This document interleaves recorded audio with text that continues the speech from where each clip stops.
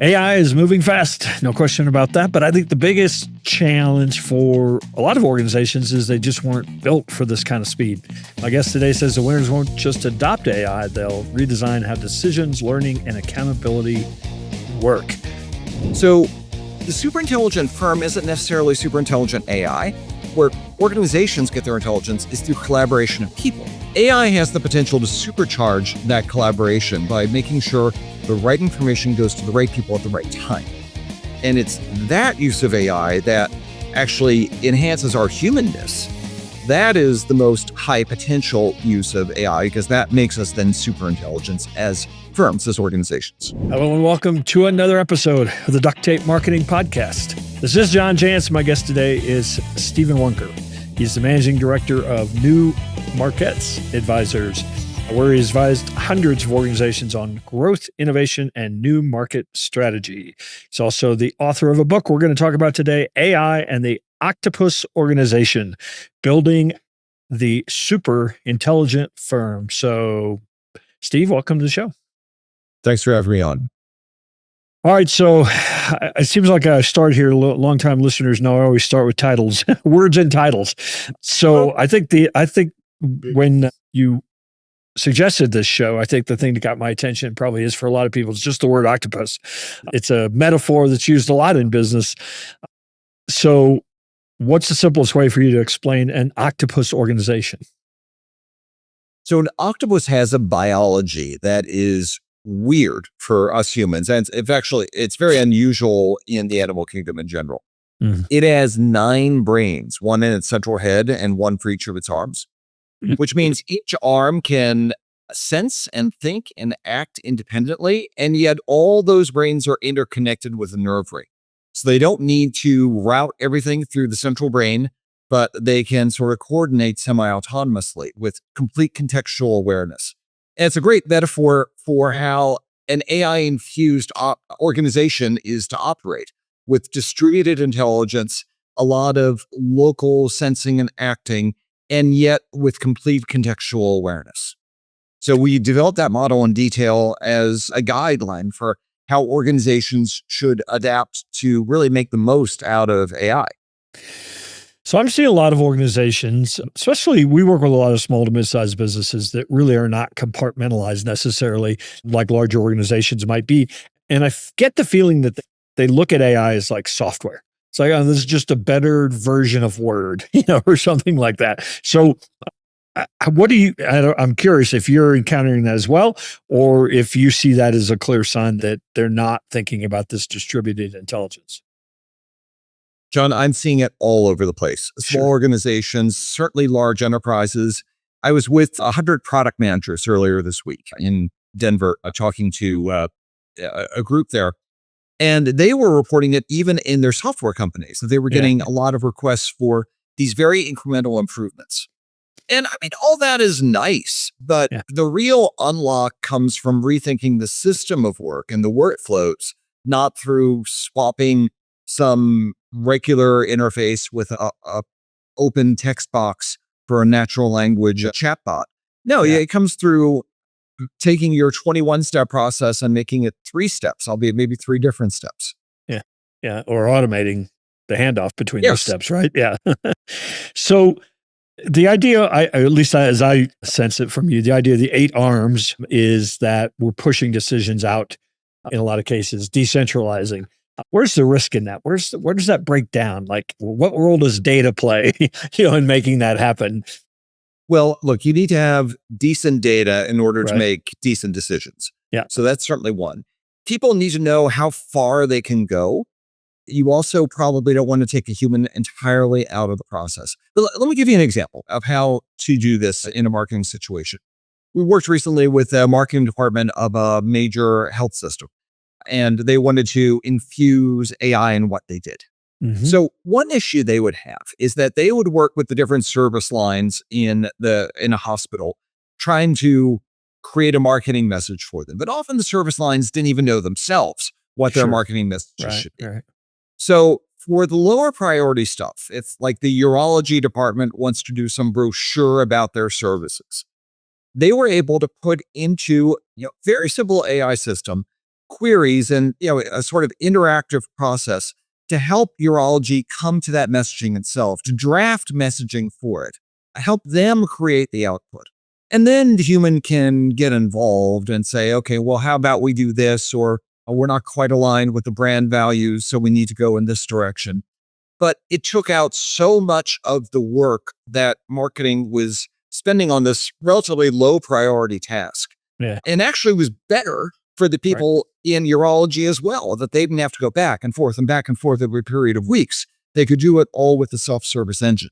So one of the things that we've also encountered is a lot of, as organizations, especially if there's not like a leadership mandate for AI, a lot of organizations have various people that have said, well, I can figure out ChatGPT, and so they're using it to kind of do their work better, but there's no real central guardrails. There's no brain. There's no retention even of, what they've built. I mean, how do you build a system that starts, of course, from leadership? And I know part of the answer is going to be buy-in from leadership, but how do you build something that has the guardrails that, we're going to speak like the brand. We're not going to use the wrong language, so that if you have all these people in various departments or various locations, even using the tools, how do you set the guardrails up?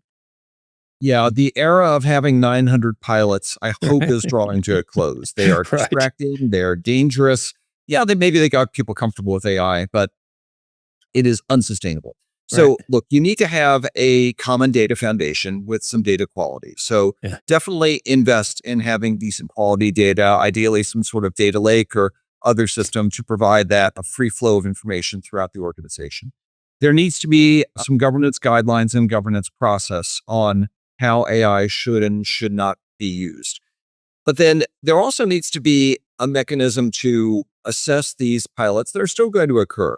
But look, we have a 3-step system, ABC. A, AIify the present. You want to go AIify what you're doing now? Great. Let's make sure it's within guidelines, but go do it. B, become great at experimentation. So what's actually your hypothesis? What are you measuring pre and post? What did you learn? How do you kill pilots that aren't working? And then C, which too few organizations are doing, is create the future. So for a handful of things, you can't do it for everything all at once, but in a handful of golden workflows, as we call them, what can you do to really rethink what you're doing and make those sort of a lighthouse for the rest of the organization? Do that in a half dozen situations and then move on to the next half dozen and the next half dozen. So I want to come back to golden workflows because I want you to explain that. But I will say another thing that we encounter a lot is that people are just applying AI to maybe a process that's non-existent or broken, as opposed to, I always tell people start with workflows first and then use AI, to automate them. Don't tell AI, create me a workflow for this. How do you work with organizations where they really need to, I think I said at the beginning, they really need to rethink how they even do workflows, how they even serve their client? So you need to understand what your starting point is and where are all the disconnects. But then don't just think about what might we automate. You want to think about what humans shouldn't be doing because AI could do it better. Right. What won't they do because it's just too time consuming, but it would be valuable. And what can't they do because it's just overwhelming in the amount of detail. Wait, you forgot whether they hate to do. That's one of my favorites. Yes, maybe that should be in shouldn't do as well. But look, so anyway, we have the can't, should, won't. And when you do that, then you can really rethink, okay, with AI, what does this make possible? So we did this recently, another marketing department in campaign planning, and they would spend about half a year planning campaigns for people in the business because there would be infinite going back and forth, and then they have to go to the agency and all these disconnects and nobody quite knows what they want. And you go through iteration after iteration. We were able to use those principles and come up with a system that was about half the time. Could actually be a lot less, but there's still going to be some human indecision that you have to account for. Yeah. But by just reducing the number of cycling, because you can real-time prototype stuff, get real decisions made right away, make sure everybody has context of what happened in the prior meeting. So you eliminate a lot of those disconnects. You could do it in half the time. Now, you can't re-engineer every process all at once, but you can do it in some of those golden workflows like that one. So again, you're going back to the golden workflow. You're saying that's basically, a lot of times when people bought into this whole idea of systems, they would try to systemize everything and just get overwhelmed because there were 740 systems and 723 of them didn't matter. So as a golden workflow in your vernacular, what's a real impact one that we absolutely have to get right? Right. So campaign planning was a great example because there's real money being spent and a lot of time. There would be others, same marketing department, with press releases or even internal announcements about what was going on. People would go back and forth and back and forth. And it was a huge sink of time. And you had about 40 people just doing internal communications. And 28 of them were attorneys though, right? Well, so you do need levels of scrutiny, right? You cannot just think we're going to replace humans with AI. It doesn't work that way. Yeah, but you do want those people focused on the highest use of their skills and not helping people make decisions that AI would probably help them make even better than a human consultation. Yeah. So, we're not seeing a tremendous amount of displacement of humans with AI. There's some, in particular in things like call centers or whatever. Right. But more, it's just ensuring that people can focus on the best use of their skills. That's where the real productivity gains are.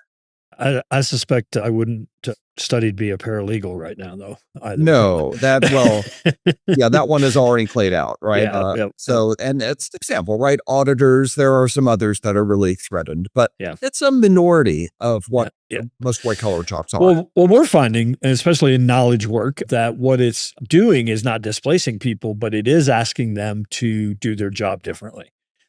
To maybe manage AI as opposed to do the stuff that AI is now capable of doing. You started talking about the 8 brains. I think I recall. Doesn't an octopus have 3 hearts also? It does indeed. So how does that metaphor come into play for you? So an octopus has different hearts for different purposes. And similarly, a company needs to have different operating modes as it enters this very dynamic period of AI-led disruption, also many other disruptions too. So we talk about the analytical heart, which most companies are already pretty good at. The agile heart, which the bigger the company is, the worse it typically is at agility normally. And then the aligned heart of how do you make sure that people understand the common purpose and where people are going, particularly when there's going to be just a lot of turmoil in the workplace. And there is with the entry of AI. Being attuned to those emotional cadences in the organization is going to be really important. Could you break that down almost department-wise? Or not even department, but function-wise? Like that, what I just heard you describing sounded like culture. It is, yes. And culture is incredibly important. We also have another chapter on emotion and the cultural side of change. Look, we think about culture, a brick wall. The culture is the mortar in a brick wall. It is almost invisible, but it gives the whole thing shape and coherence. But you start a brick wall with the bricks, which are the hard levers of management control, the way you select people and incent them and measure them, the way you allocate resources around an organization. If you don't have that right, you could put up all the posters you want on the walls. That's not going to change a thing. So get the bricks right, and then definitely think about the culture, but don't just think about it as some isolated thing. It's not. I like that because unfortunately you do see some examples of performative culture that then doesn't really deliver, when you shine a light on what the company is actually doing. I think also in the subtitle you have the term super intelligent firm. What's a super intelligent firm mean in terms of human terms, maybe? So there's a fallacy out there that AI is going to approach general intelligence, so being just like a human, or super intelligent, just like a human, but even more so. Right. And that is based on providing a very human model to a machine. We evolved to who we are because we needed to escape the saber-toothed tiger. So we have to be good at a lot of stuff. But machines don't. They need to be good at just a handful of things. So the super intelligent firm isn't necessarily super intelligent AI. Where firms get their intelligence, where organizations get their intelligence, is through collaboration of people. Mm-hmm. It's not just through like brute force processing capability, right? If we want to say who has the most neurons, well, an anthill wins that contest, right? So humans can do something which octopuses can't, which is collaborate. And that's how we build civilizations and cities. Right. AI has the potential to supercharge that collaboration by making sure the right information goes to the right people at the right time. And it's that use of AI that actually enhances our humanness. That is the most high potential use of AI because that makes us then super intelligent as firms, as organizations. So one of the things I tell people, because I think a lot of, especially in marketing, a lot of people's first reaction was, oh, look how much faster I can do stuff. And while there is a bit of truth to that, I think it's not very interesting to just produce more content. What I think is really interesting is I can iterate 200 versions of something in about the same time it took me to do one. And I think that's where the learning, because we all know that we're just guessing sometimes in marketing, and by being able to test faster and experiment faster, that's where we're going to not just produce more, we're going to produce better, and we're going to produce more personalized. I wrote a Forbes profile about a year ago on a company called Movable Ink that provides email software to companies like LL Bean and Victoria's Secret.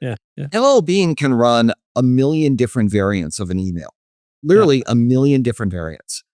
And of course, it's A/B testing and it's determining what's best, but it's also using that to be just super personalized in ways that we could never do as human beings. Yeah. But, this is all possible now. So, yes, we have to embrace that. So, how does an octopus move look like for like a 20-person firm as opposed to, say, a 200-person? The principles are actually often the same. The maladies may be different, right? The 200-person, 2,000-person, there's a lot of discoordination and siloing. Hopefully in 20-person, it's not. Yeah. But you still need to think about for your prioritized workflows, the things you really want to focus on. How do those principles of moving action closer to the suction cups on the tendril, right, to the coal face, how does that look for you?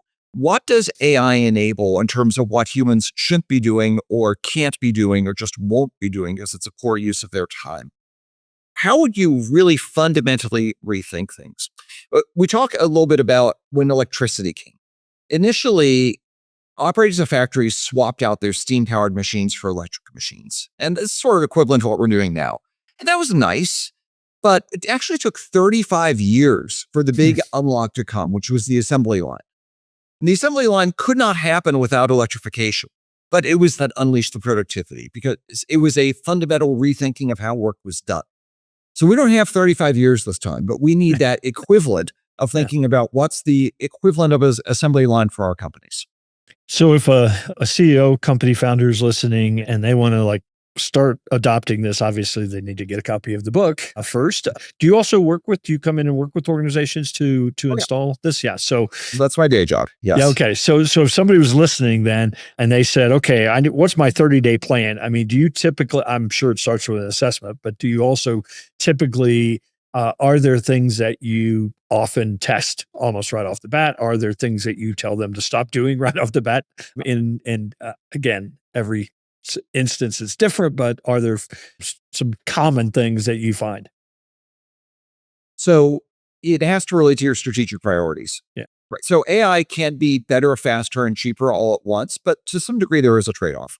So what are you actually hoping to achieve? And how does that fit in with your objectives? What is impeding that today? And then let's overlay that on where AI can be particularly useful. So we're not just coming in with a hammer looking for nails, but we're trying to understand what are the different priorities in the organization. And then based upon a handful of things that we can really focus on, let's figure out how to redo that. Sometimes it starts all the way with the value proposition, but it can also just be very internal process oriented as well. Awesome. Well, again, I appreciate you taking a few moments to stop by the Duct Tape Marketing Podcast. Is there some place you would invite people to connect with you, find out more about your work, and obviously find out more about AI and the Octopus organization? Sure. You can find the book on Amazon. The website for the book is aiandtheoctopus.com, and that is actually a subdomain of our company, New Markets Advisors. Also, connect with me on LinkedIn. Feel free to write me. I do answer my emails. So send me a DM and I'll get back to you. Awesome. Well, again, I appreciate you stopping by, and hopefully we'll run into you one of these days out there on the road, Steve. My pleasure, Tom.